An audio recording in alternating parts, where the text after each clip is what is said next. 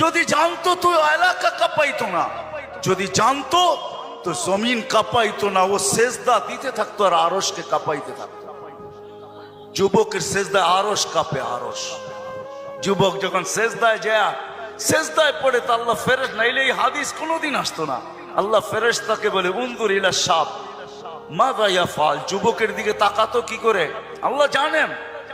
তো ফেরেশতা বলে জাআলা আজলাহু ওয়া মাজালাহু লিআজলিক, সবকিছু বিসর্জন দিয়ে আপনার কুদরতি পায়ে মাথা ঠেকায় দিয়েছে। তা আল্লাহ বলে হাদা আবদি হাক্কা, এ আমার পারফেক্ট বান্দা, ইন্নী উবাহি বিহিল মালাইকা, তোমাদের উপরে আমি একে নিয়ে গৌরব করি। যখন সেজদায় চিৎকার দেয় সুবহানা রাব্বিয়াল আলা, আল্লাহ বলে সাব্বাহতানি সাব্বাহতুক, তুই আমাকে পবিত্র বললি, যাহ তুই পবিত্র, তোর গুনাহ মাফ, সেজদার থেকে উঠার আগে মাফ।